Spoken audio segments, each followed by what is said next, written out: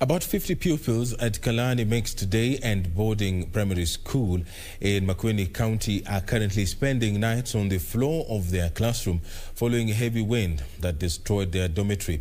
The grade 4 and class 8 pupils were forced to turn their classrooms into a dormitory after the roof of the dormitory was blown off.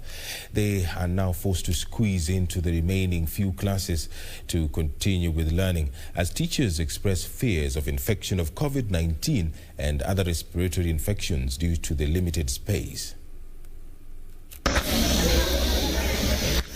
This is what was left on the dormitory following heavy winds.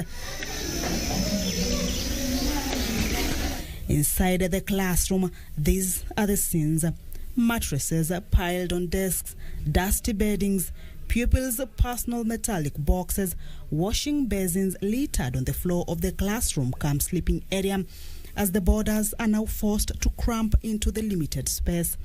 Now that there is a damage, the students are spending their nights on the floor. There is an aspect of dust.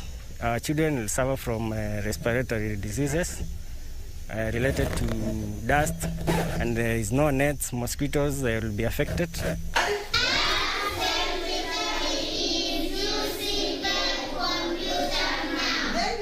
The classroom in itself is in a deplorable state, with the institution's management not sure if the class would remain intact in the event of another natural calamity, amid fears of their health.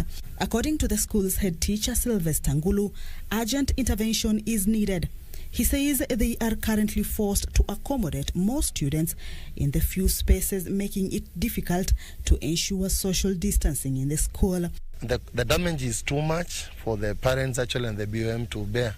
And that is why we are appealing to the Minister of Education and the national government to assist us actually. And as schools across the country prepare to fully reopen in January 2021, the fate of learners here hangs in the balance if urgent measures are not put in place to salvage the situation. Kamchemenza for Channel 1 News.